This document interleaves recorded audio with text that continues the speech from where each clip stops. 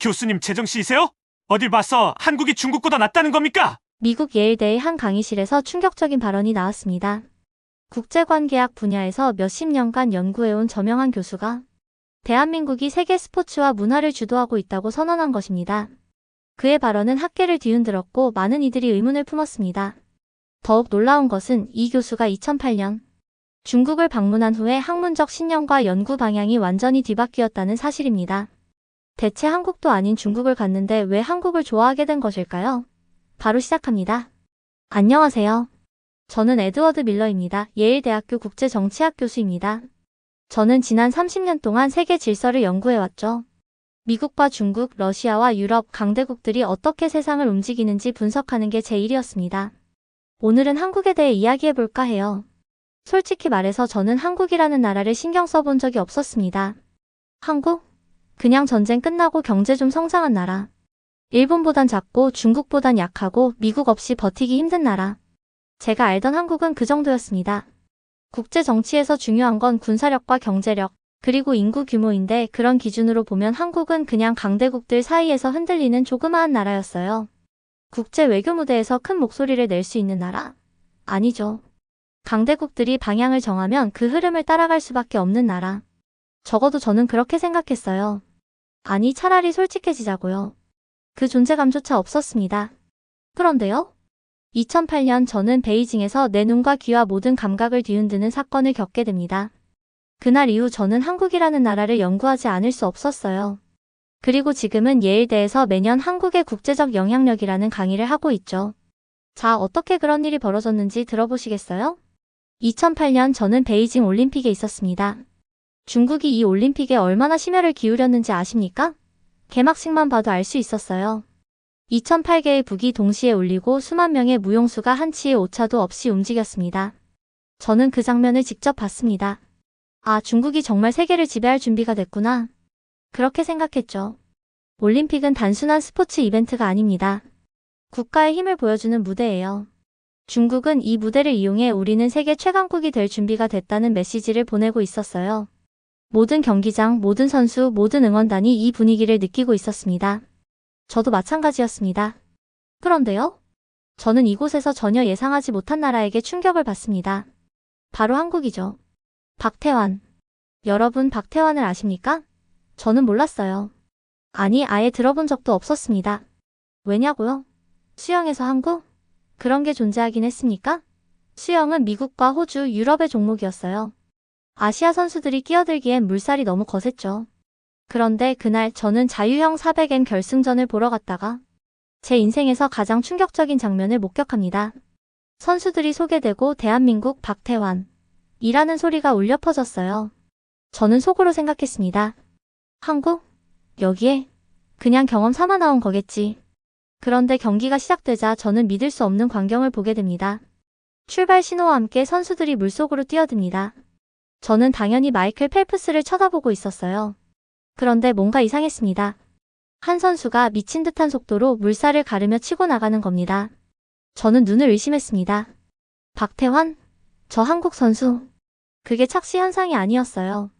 그는 마지막까지 속도를 잃지 않았고 결승선을 가장 먼저 터치했습니다. 순간 경기장이 술렁였습니다. 뭐야? 한국이? 수영에서. 관중들은 당황했고 한국 응원단은 폭발했어요. 기자들은 오열했고 방송은 믿지 못하는 듯 소리쳤습니다. 아시아 최초의 자유형 400m 올림픽 금메달리스트. 그 이름은 박태환. 저는 자리에서 일어나지도 못했습니다. 한국? 그 작은 나라가? 그것도 수영에서. 미국도 호주도 아닌.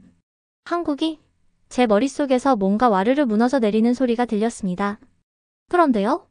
그게 끝이 아니었어요. 며칠 후 저는 또 한 번 한국에 대한 충격을 받습니다. 이번엔 여자역도 경기였습니다. 저는 그날도 비슷한 생각을 했어요. 중국 선수가 우승하겠지. 중국은 역도 강국이었고 홈그라운드에 2점을 등에 업고 있었죠. 그런데요? 한국에서 한 선수가 등장했습니다. 장미란. 그녀가 바벨을 잡았어요. 저는 속으로 생각했습니다. 아, 한국도 열심히 하는구나. 그런데 그녀는 세계 신기록을 세우며 금메달을 차지했습니다. 관중석은 혼란에 빠졌어요. 한국 기자들은 눈물을 닦았고 한국 응원단은 대한민국을 외치며 소리를 질렀습니다. 이건 뭐지? 이 작은 나라가 어떻게 이렇게 강한 거지? 저는 이제 더 이상 부정할 수 없었어요. 한국이라는 나라에는 뭔가 있다. 그렇게 저는 한국을 연구하기 시작했습니다. 그러나 그 과정이 순탄할 리 없었죠. 제가 한국을 연구한다고 하자 제 동료 교수들이 웃었어요. 에드워드, 한국? 왜? 중국과 일본 연구는 괜찮아. 그런데 한국은 굳이 연구할 필요가 있나? 강대국을 연구해야지 작은 나라에 집중해서 뭘 하겠어? 그들의 말이 점점 불편해졌습니다. 내가 본 한국은 절대 무시할 나라가 아니었는데. 그리고 20년이 지난 지금, 저는 해마다 예일대에서 한국의 국제적 영향력이라는 강의를 합니다. 하지만 매년 강의실에 들어서면 똑같은 반응이 저를 기다리고 있어요. 왜 한국인가요? 그리고 올해 그 질문을 가장 강하게 던진 학생이 있었습니다. 그의 이름은 리우웨이. 그는 중국 출신 유학생이었어요. 중국 대사관과도 연줄이 있는 부유한 집안 출신이었고 특유의 자부심이 가득한 얼굴을 하고 있었습니다. 그는 강의 초반부터 불만스러운 표정을 짓더니 마침내 손을 들고 말했어요. 교수님, 솔직히 한국은 역사적으로도 그렇고 문화적으로도 그렇고 중국의 영향을 받은 작은 나라 아닙니까? 경제도 중국 시장에 의존하지 않나요? 스포츠도 그렇고 사실 운이 좋았던 거지 진짜 강국이라고 보기는 어렵다고 생각합니다. 강의실이 술렁였습니다. 일부 학생들은 고개를 끄덕였고 일부는 불편한 표정을 지었어요.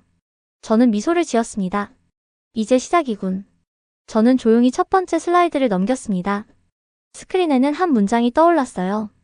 21세기의 전쟁은 무기와 미사일이 아니라 문화와 영향력으로 이루어진다. 학생들은 눈을 깜빡였어요. 리우웨이는 여전히 비웃는 표정을 짓고 있었습니다. 하지만 저는 알고 있었어요. 지금부터 그의 세계관이 완전히 뒤집힐 것이라는 것을. 강의실 분위기가 묘하게 달라졌습니다. 웅성거리는 소리, 여기저기서 힐끗거리는 시선들, 그리고 팔짱을 낀 채 자신만만한 표정을 짓고 있는 리우웨이. 교수님, 제 말이 틀렸습니까? 그의 눈빛이 그렇게 말하고 있었습니다. 학생들 중 몇몇은 리우웨이를 지켜보며 뭔가를 생각하는 듯했고 일부는 불편한 기색이 역력했습니다. 다들 알고 있었겠죠. 저 말이 얼마나 무례하고 얼마나 한국을 얕잡아보는 건지. 하지만 누구도 섣불리 반박하지 않았습니다. 어쩌면 리우웨이처럼 생각하는 학생도 있었을 겁니다. 한국이 중국보다 작은 나라고 경제력이나 군사력에서 압도적인 우위를 점하지 못하니 국제 정치에서 큰 비중을 차지하지 않는다고요. 그래서 저는 기다렸습니다. 학생들이 저 혼자 떠드는 강의가 아니라 직접 느끼고 깨닫고 완전히 인식이 뒤바뀌는 경험을 하도록.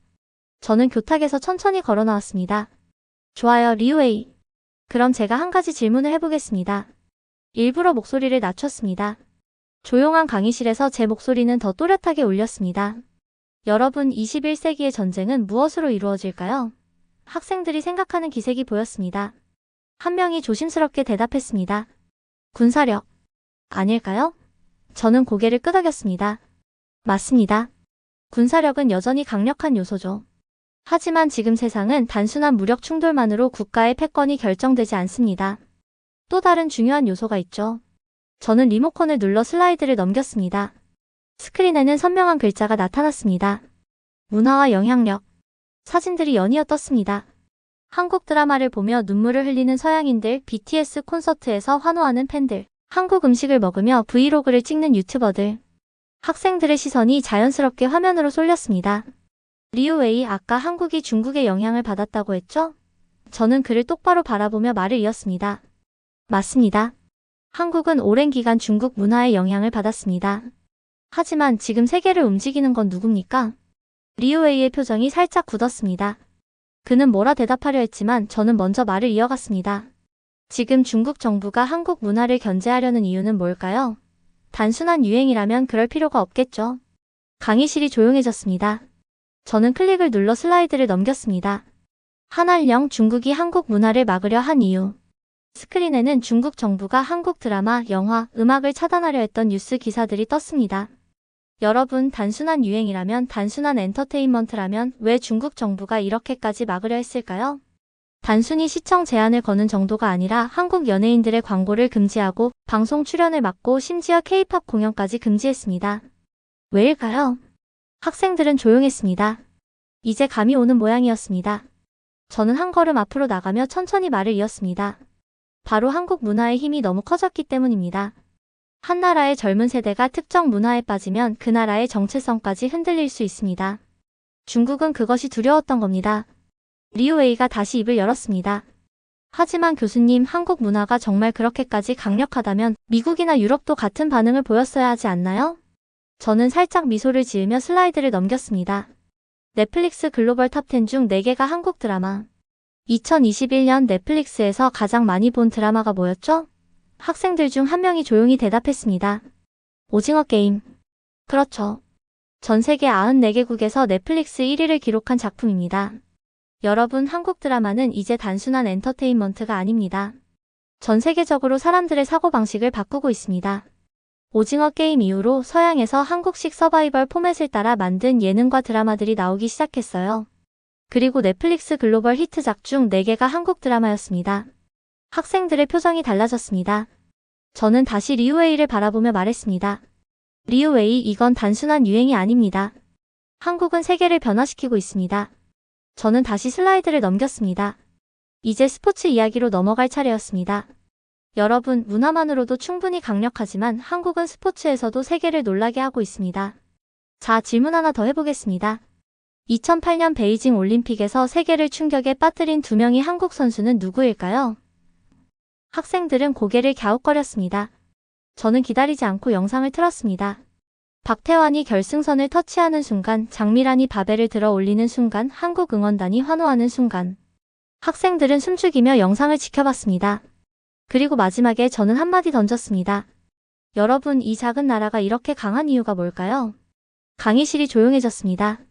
어떻게 한국은 이렇게 강한 선수들을 배출할 수 있었을까요? 학생들은 대답하지 못했습니다. 그건 바로 한국인들의 독특한 정신 때문입니다. 한국은 할 수 있을까? 라고 묻지 않습니다. 한국은 해야만 한다라고 생각합니다. 저는 다시 슬라이드를 넘겼습니다. 이건 단순한 노력의 결과가 아닙니다. 생존의 결과입니다. 스크린에는 한국전쟁 직후의 서울 사진이 나왔습니다. 폐허가 된 도시, 절망에 빠진 사람들. 그리고 그 위에 적힌 문구. 70년 전 한국은 세계에서 가장 가난한 나라 중 하나였습니다. 학생들은 숨을 삼켰습니다. 저는 강단 앞에 서서 학생들을 바라봤습니다. 여러분, 한국은 선택지가 없었습니다. 그냥 살아남아야 했어요. 그러기 위해선 뭐든지 해야 했습니다. 학생들의 표정이 바뀌기 시작했습니다. 이제 그들은 한국을 단순한 작은 나라가 아니라 뭔가 특별한 힘을 가진 나라로 보기 시작했습니다. 자, 이제 우리는 한국이 어떻게 이렇게 강한 나라가 되었는지를 이해하기 시작했습니다. 하지만 질문은 남아있죠. 그러면 강대국들은 왜 한국을 두려워하는가? 강의실은 완전히 조용해졌습니다. 학생들은 더 이상 한국을 하찮게 여기지 않았습니다. 강의실이 얼어붙었습니다. 몇 분 전까지만 해도 한국을 대수롭지 않게 여기던 학생들이 이제는 저를 뚫어져라 쳐다보고 있었습니다. 분위기가 완전히 바뀌었어요. 누군가는 메모를 하느라 바빴고 누군가는 화면에 띄어진 그래프를 한참 동안 노려보고 있었죠. 하지만 여전히 태도가 바뀌지 않은 사람이 있었습니다. 그렇죠, 리우웨이. 팔짱을 낀 채 뒤로 몸을 기대고 앉아 있었어요. 눈빛이 달라지긴 했습니다. 처음엔 분명 우쭐한 표정이었는데 지금은 살짝 굳어있네요. 그래도 마지막 자존심은 지키고 싶은가 봅니다. 그래서 한국이 국제 정치에서 그렇게까지 중요한 이유가 뭐죠? 드디어 입을 열었습니다. 좋습니다. 바로 이걸 기다렸어요. 좋아요, 리우웨이. 질문 하나 할게요. 강대국들은 왜 한국을 신경 쓸까요? 학생들이 웅성거리기 시작했습니다.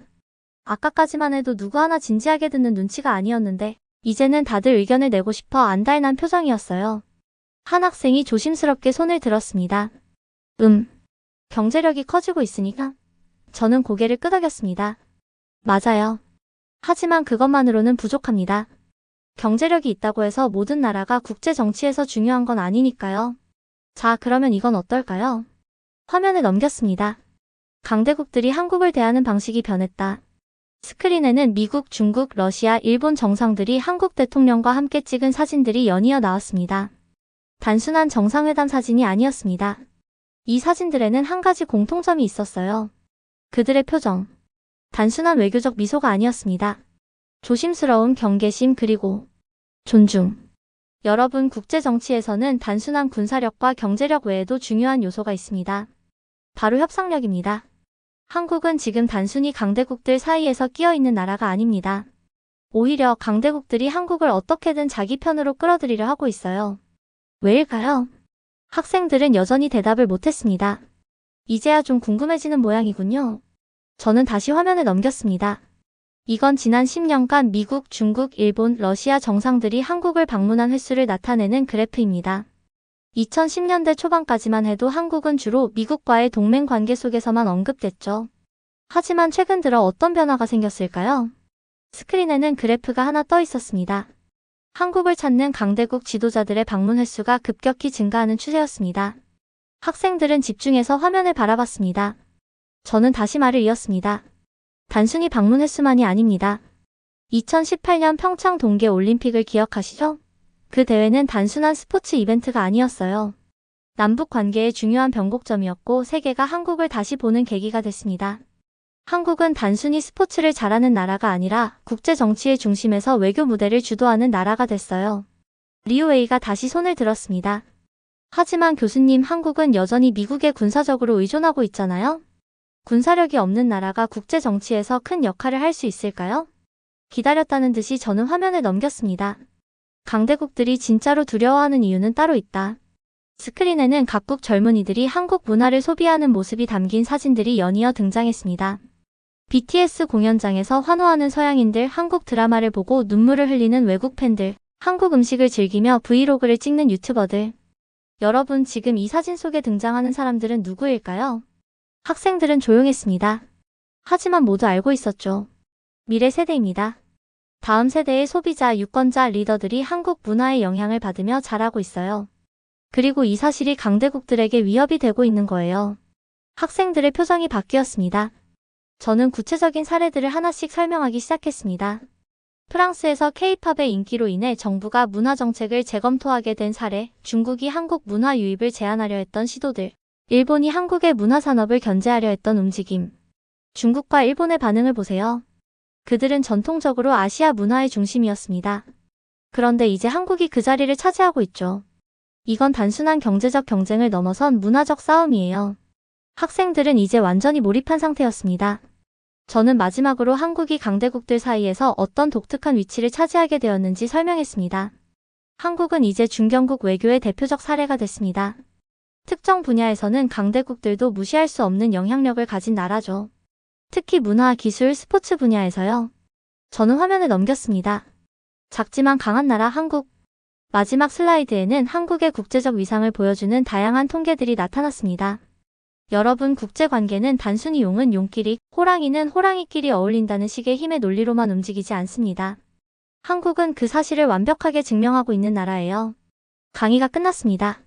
학생들은 조용히 짐을 챙기고 있었습니다. 하지만 분위기가 묘했습니다. 처음 강의를 시작할 때와는 완전히 달라졌어요. 몇몇은 메모장을 덮지 못하고 있었고 몇몇은 생각에 잠겨 노트북을 계속 두드렸어요. 질문이 목구멍까지 차오른 듯한 얼굴들이었지만 다들 망설이고 있었습니다.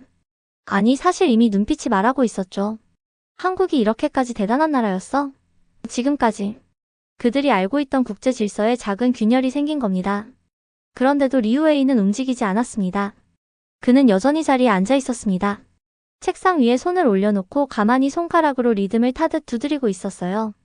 처음 강의실에서 한국을 깎아내리던 그 자신만만한 표정은 온데간데 없었습니다. 이젠 생각이 많아 보이더군요. 흔들리고 있었습니다. 그의 머릿속에서 뭔가가 정리되지 않는다는 듯한 표정이었어요. 저는 피식 웃었습니다. 저도 20년 전에 그랬거든요. 그때 한국계 미국인 학생 하나가 제게 다가왔습니다. 교수님, 사실 저는 한국계인데요. 부모님이 늘 한국을 자랑스러워하셨어요. 근데 저는 솔직히 그게 조금 과장된 애국심이라고 생각했거든요. 근데 오늘 강의를 듣고 나니까 이제야 부모님이 왜 그렇게 말씀하셨는지 알 것 같아요. 저는 미소를 지었습니다. 한국을 떠나 자란 사람들이 한국을 어떻게 바라보는지 저도 이제는 압니다. 저는 조용히 그 학생을 바라보다가 말했습니다. 20년 전 저도 똑같았어요. 한국이 뭐 얼마나 대단한가 싶었죠. 근데 직접 보고 나니까 생각이 완전히 바뀌더라고요. 학생은 고개를 끄덕였습니다. 그리고 돌아갔어요. 하지만 여전히 리우웨이는 그 자리에서 움직이지 않았습니다. 이제는 혼자 남은 강의실에서 그는 뭔가를 곱씹고 있는 듯 했습니다. 저는 천천히 그에게 다가갔습니다. 리우웨이, 오늘 강의는 어땠나요? 그는 고개를 들었습니다. 처음 강의실에서 저를 향해 날리던 자신만만한 태도는 사라지고 없었습니다. 대신 고민하는 듯한 눈빛이었어요. 솔직히 말하면 그는 잠시 말을 멈추더니 다시 이었습니다. 처음에는 교수님께서 한국을 너무 과대평가하신다고 생각했어요. 하지만 지금은 좀 다르게 보이네요. 한국이 국제 정치에서 영향력을 행사하고 있다는 건 이제 부정할 수 없을 것 같습니다. 드디어군요. 저는 조용히 웃었습니다. 그래요? 근데 말이죠, 이게 끝이 아닙니다. 리우웨이는 눈썹을 살짝 찌푸렸습니다. 무슨 뜻이죠? 저는 천천히 강의실 스크린을 다시 켰습니다. 학생들이 대부분 나갔지만 아직 몇 명이 남아 있었습니다. 어차피 다음 강의가 시작되려면 시간이 좀 남았으니 한 가지만 더 이야기해볼까 합니다. 스크린에 문장이 하나 떴습니다. 한국은 이제 막 시작했다. 리우웨이는 화면을 보며 미간을 좁혔습니다. 저는 천천히 말을 이었습니다. 여러분, 지금까지 우리는 한국이 스포츠, 문화, 외교에서 강력한 영향력을 발휘하고 있다는 걸 봤죠. 그런데 지금까지 이야기한 건 사실 한국이 이미 이룬 것들이에요. 더 중요한 건 앞으로입니다. 스크린을 넘겼습니다. 한국의 다음 목표 기술 패권. 화면에는 반도체, 배터리, 인공지능, 바이오 산업과 관련된 데이터가 떴습니다. 현재 전 세계 반도체 시장을 주도하는 나라가 어디죠? 한 학생이 조용히 대답했습니다. 미국. 아니면 대만? 저는 고개를 끄덕였습니다. 맞아요. 대만의 TSMC, 미국의 인텔과 엔비디아가 강력한 플레이어죠. 그런데 한국은요? 스크린을 넘기자 삼성과 SK하이닉스의 시장 점유율이 나타났습니다. 한국은 지금 세계 메모리 반도체 시장의 60% 이상을 차지하고 있습니다. 그런데 여기서 끝이 아닙니다. 한국은 반도체뿐만 아니라 배터리, 바이오 산업에서도 강력한 입지를 다지고 있어요. 전기차 배터리, AI 반도체, 자율주행 기술, 우주항공 기술까지. 앞으로 10년 내에 한국은 단순한 문화 강국이 아니라 기술 패권 경쟁의 핵심 플레이어가 될 겁니다. 리우웨이의 눈빛이 미묘하게 변했습니다. 그는 분명 처음 강의에서 한국을 작은 나라라고 무시했어요. 하지만 지금은 다릅니다. 그의 머릿속에서 무언가가 빠르게 재정리되고 있다는 게 보였습니다. 교수님, 한국이 지금처럼 계속 성장할 수 있을까요? 강대국들의 견제가 있지 않을까요? 아, 이제야 제대로 된 질문을 하네요. 당연히 견제가 있겠죠. 강대국들이 쉽게 내버려 둘 리 없죠. 이미 보이지 않는 싸움이 시작됐습니다. 스크린을 넘겼습니다. 기술 전쟁 미국 vs 중국 vs 한국, 미국과 중국은 이미 반도체와 AI 분야에서 첨예하게 대립하고 있어요. 그런데 한국은 그 사이에서 독특한 위치를 차지하고 있습니다. 미국은 한국을 자기 편으로 끌어들이려 하고 중국도 한국의 기술력을 필요로 하죠. 한국은 이제 단순한 경제 강국이 아니라 국제기술 패권의 중심에 서 있는 나라가 됐습니다. 리우웨이는 조용히 듣고 있었습니다. 드디어 그는 한국을 단순한 작은 나라가 아니라 강대국들이 무시할 수 없는 나라로 보기 시작한 겁니다. 마지막 슬라이드를 넘겼습니다. 한국, 세계를 바꾸는 중 여러분, 한국은 단순히 성장한 나라가 아닙니다. 지금 이 순간에도 세상을 바꾸고 있는 나라예요. 앞으로 10년, 20년 후에는 한국이 어떤 모습이 되어 있을까요? 저는 확신합니다. 한국은 지금보다 더 큰 영향력을 발휘할 겁니다. 강의실이 조용해졌습니다. 저는 천천히 장비를 정리하며 마지막으로 한마디 던졌습니다. 그리고 우리는 그 변화를 지켜보는 행운아들이죠. 그 순간 리우웨이가 작게 웃었습니다. 처음 강의 시작할 때와는 전혀 다른 표정이었습니다. 더 이상 한국을 무시하는 태도가 아니었어요. 그는 자리에서 천천히 일어나더니 저를 바라보며 말했습니다. 교수님, 오늘 강의를 듣고 나니까 한국을 다시 공부해야겠다는 생각이 드네요. 저는 피식 웃었습니다. 좋은 선택입니다. 늦지 않았어요. 그렇게 그는 강의실을 나섰습니다. 그리고 저는 생각했습니다. 20년 전 서울의 밤거리에서 제가 느꼈던 그 충격. 그때 저는 몰랐습니다. 그 작은 나라가 20년 후 세계의 중심에서 강대국들과 어깨를 나란히 하게 될 거라고는. 하지만 이제는 확신합니다. 한국은 이제 막 시작했어요. 그리고 저는 그 변화를 가장 가까이에서 지켜보고 있는 행운아입니다.